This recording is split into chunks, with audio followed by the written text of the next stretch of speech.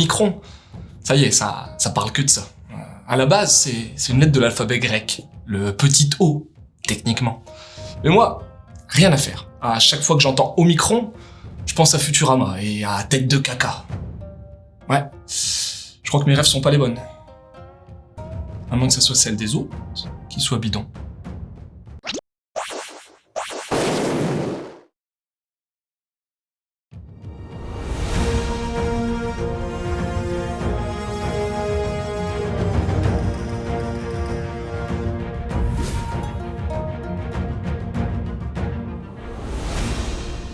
Salutations aux spectateurs venus du monde entier pour entendre la bonne parole en lien avec les mangas, les animés et même les jeux vidéo.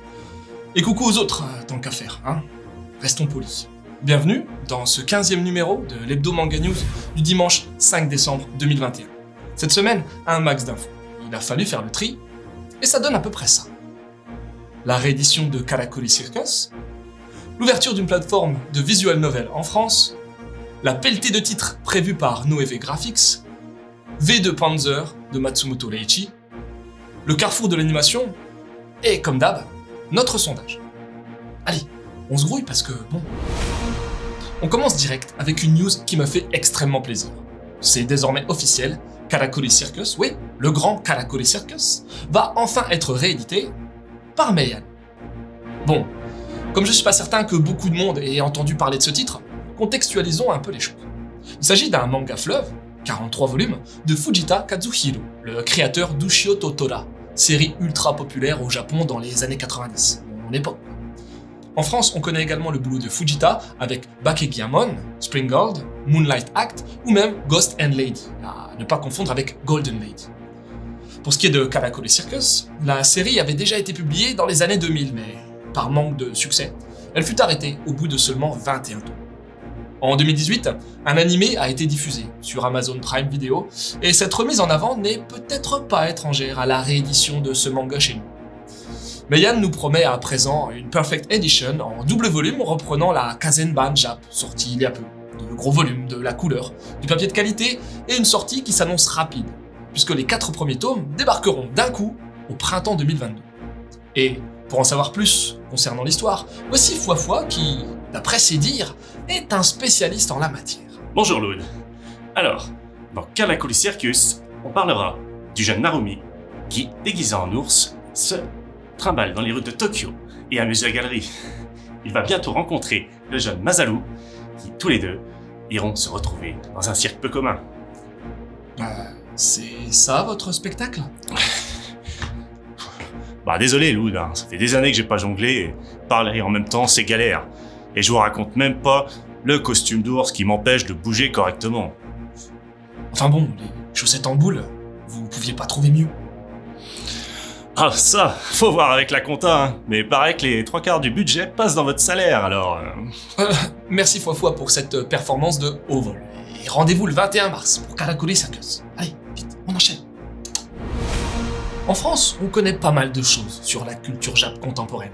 Pourtant, le VN, le visual novel, est pas si répandu que ça chez nous.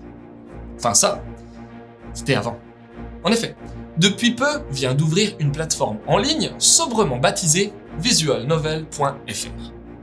Créé par Yann Boyer et Johan Gilles. Coucou les gars. Ce site va enfin vous proposer du visual novel en français sans abonnement ni téléchargement. Mais peut-être vous demandez-vous ce que c'est, au final, le visual novel. En France, on pourrait traduire ça par roman interactif. Un hybride à mi-chemin entre bouquins et jeux vidéo en somme, même si les interactions seront limitées à des choix. Bon, il faut aussi que je sois honnête avec vous, hein. La grande majorité des VN Jap sont en lien avec la drague. En tout cas, sur visualnovel.fr, on nous assure qu'un tas de thématiques seront abordées. Mais bon, il faudra tout de même passer à la caisse. Chaque visual novel vaut un certain nombre de diamants. En fait, c'est le prix en centimes. Toutefois, chaque VN est testable sous forme de démo gratuite. L'accès est compatible avec la majorité des supports numériques. On a le choix entre des titres jap, coréens et même français. Dans notre équipe, nous avons demandé à Guegré, spécialiste de la drague, de tester la plateforme. Guegré, votre ressenti après plusieurs jours d'essai ? Loud ? Franchement, j'ai pris mon pied.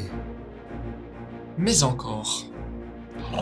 J'ai dû me faire en tout et pour tout une bonne dizaine de nanas virtuelles. Le seul souci, c'est qu'à force d'y jouer, ma souris est complètement détraquée. Ah bon? Un problème de compatibilité? Non, c'est juste que, je sais pas pourquoi, ma souris est toute poisseuse ces derniers temps. Ok, on veut pas en savoir davantage. Celle-là, on me l'avait encore jamais faite. 24 nouveautés annoncées d'un coup d'un seul. L'un des petits nouveaux du post-Covid, l'éditeur manga Noeve Graphics, a fait le buzz jeudi dernier en annonçant, heure après heure, pas moins de 24 nouveautés lors du Noeve Graphics Day. Dingue.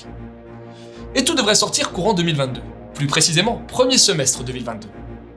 Bon, mauvaises langues diront que l'éditeur n'a pas encore fini de sortir l'intégralité des annonces faites lors du premier Noeve Graphics Day, mais ça reste quand même une belle perf, pas vrai? Et pour en apprendre davantage sur les titres qui seront proposés, retrouvons Edaria pour éclairer notre lanterne. Oui, bonjour Loud. Ah alors, les nouveautés Noeve Graphics. Alors, bon voilà, déjà, ils ont annoncé une paire de bricoles, comme le site internet, ainsi qu'une paire de cartes dédicacées. Ensuite, oui, il y a eu 4 one-shots. Lesquels? Lesquels Alors, oui, il y a The Dovecote Express, Histoire courte de Segawa Tamaki, Nous les contacter, et puis La pomme prisonnière de Tsuruta Kenji. Et puis? Oui, 2 secondes. Alors, ensuite, Noeve Graphics a parlé de La fanfare au clair de lune, de Mitsuboshi Colors, Mitsuboshi Colors, de La petite loutre menteuse. Ça a l'air trop mignon, ça. Et puis, alors... Oui, La balade au crépuscule, Nous irons manger du crabe, c'est le titre du manga, hein, bien entendu, je vous invite pas à manger du crabe. Police in a Pod, Copelion Designs, avec un S, Designs, du talentueux Igarashi Daisuke. Et puis, il y aura aussi Romy, la sorcière aux cornes de bélier, et Elegant Yokai Apartment Life. Voilà. Le compte est pas exact du tout là, il en manque encore 10, hein. Allez, on se bouge un peu. De quoi? Encore 10? Oui. J'avais oublié une feuille. Bon, allez. Allez. D'accord. En plus de tout ça, on pourra aussi lire Théogonia. On l'a fait. C'est coquin tout ça. Super Cub, L'eau retourne toujours à la mer, Old Night Bard Loen, Otsuki le stoïque, Hannebad, One Dance et Scum's Wish. Et puis La grande jaillie ne perd jamais. Fini. Merci beaucoup Edaria pour cette présentation, on ne peut plus limpide. Oui, en même temps, les fiches que vous m'avez transmises, c'était bien bordélique, hein. Faut peut-être pas s'étonner non plus. Ils sont durs avec moi, vous trouvez pas? J'y peux rien. Quand on sorte des infos sur les géants du manga, impossible de passer à côté. La semaine dernière, nous avons parlé de 3 monstres sacrés du manga, mais il y en a encore quelques autres, comme par exemple Matsumoto Daichi, le fameux créateur du Captain Harlock. Rien à voir avec le Captain Haddock, hein. On va pas faire concurrence à nos BD franco-belges tout de même. En janvier, plus précisément le 21, sortira V2 Panzer, chez Kana. Bon, à la base, ce manga datant de la fin des années 80 aurait dû être édité chez nous le 1er octobre, mais vous savez ce qu'il en est avec les japonais, hein. C'est pas si évident que ça. Surtout que ce que Kana nous propose semble vraiment valoir le coup d'œil. Déjà, ce sera un titre de la belle collecte Sensei, à 15 €. Je sais, c'est un coup. On sait que ce one-shot parcourant les thèmes forts du mangaka comme la SF, l'avenir de l'humanité, la guerre ou même l'écologie, fera près de 400 pages et bénéficiera d'une couve réversible dont l'une en mode rétro. Comme vous pouvez vous en douter, le célèbre Tanuki de Mangado en parlera dès que l'occasion se présentera. Mais vu le nombre incalculable de sorties manga chez nous, faudra certainement être patient. Si votre chemin s'est arrêté sur cette vidéo, il y a fort à parier que l'animation japonaise fasse partie de vos dadas. Et en cette fin d'année, le carrefour de l'animation aura lieu au Forum des Halles, à Paris. Plus précisément, au Forum des Images, du 8 au 11 décembre. Pas mal de films Jap seront à l'honneur, avec notamment Belle, lors de la soirée d'ouverture, dont nous avons parlé il y a peu. Osoda ne sera pas présent, mais l'assistant réel, à savoir Tom Moore, sera là.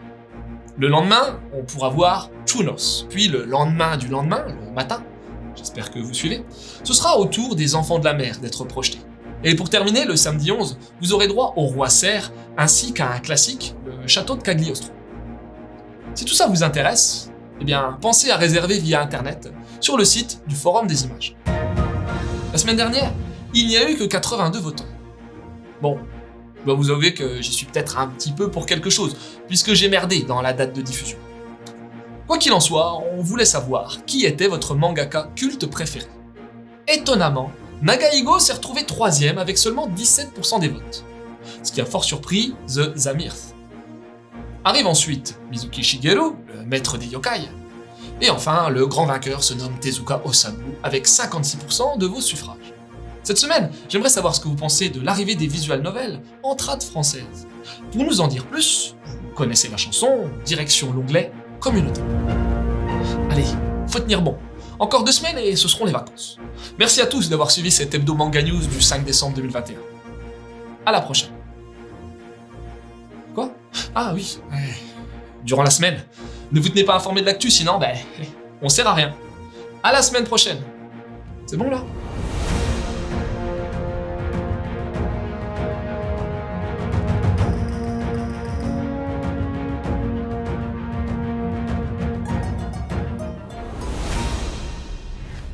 Ça y est, les vacances arrivent. Trop bien. Tu crois que je devrais leur dire là qu'on va faire une petite pause ? Ou alors j'attends la dernière minute ? Soit ils vont déprimer pendant 2 semaines, ou soit ils risquent de faire une attaque si on leur annonce trop brutalement. Ouais, ou soit ils en auront rien à foutre, oui, c'est une possibilité, effectivement.